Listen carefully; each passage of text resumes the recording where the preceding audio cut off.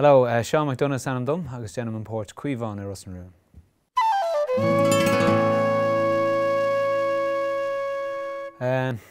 Thusa mé trí bhliain ó shin. Agus nar tháinig mé isteach ar dús, is cuimhnú go bhí an céad ráir go bhí le déanamh bhí sé deach go leor. Bhí sé ráir amháin le Labhraíonn agus bhí sé ar camera amháin an rud ar fád agus bhí trí leanaí de córa agan, so bhí sé deach go leor an céad lá. Agus ag go léir ar seat amháin, so nuair éis den an ceara isteach an. But bhí daoine anchóide lom agus bhí sé an jazz agus bhí mé an sásta leis.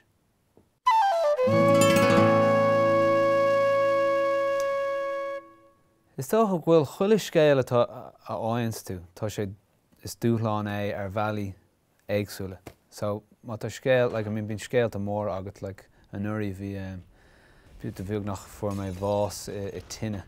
Agus bhí sin simú le déanamh. But fiú máonn tú scéal beag agus tá ráircanna agus tá siad beidir tá siad barrel na rud a cinnt.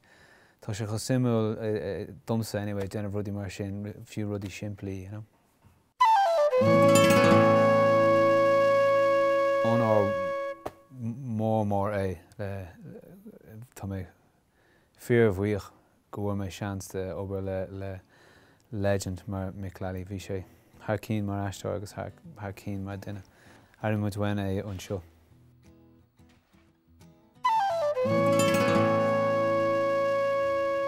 Tá muid kind of cosúil ina chéile ar bhealaí óire. I mean, it's lá jazz é, you know, so it's lá jazz mission. Ach tágann sé bhíonn sé an doíire faoin nach chuid agus tá mis doíire sin nach chuid, you know, but bíonn cuomháin beag an ró doíire uaireanta. Also, tá sé éasca é ordú uaireanta ó thaobh, you know, ámanta, you know, níl sé imneoch faoi déag go thuirt do chuine, but is sicín ceart me sé.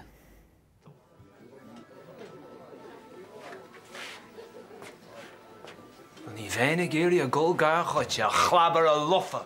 Sa bhí neidir tú ramóna leindal tíú.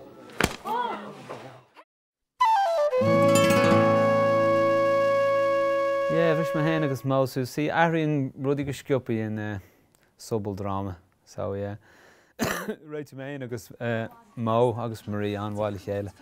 Ach I think ó thaobh bhí annach chuid breúir in ó thaobh Gaudí, so sin an fágur hit rudí gur scriosú chula háirt. But tá kind of grá nu agam sa seo inis, gráine, agus tá sé ansimú mar is na character atá agan tá siad cinál difriúil.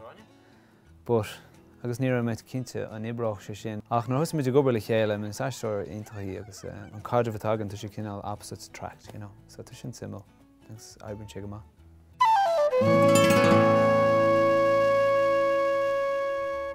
Uaireanta tá sé deacair má tá ráircan na móra agus beidir níl mór na déanamh agat agus caite fós a bheith dír isteachar, you know. Uaireanta tá sé níos éasca nuair atá rud a cinnt láidir le déanamh agat. You know, is féile tú hain chur go thomláin iontu.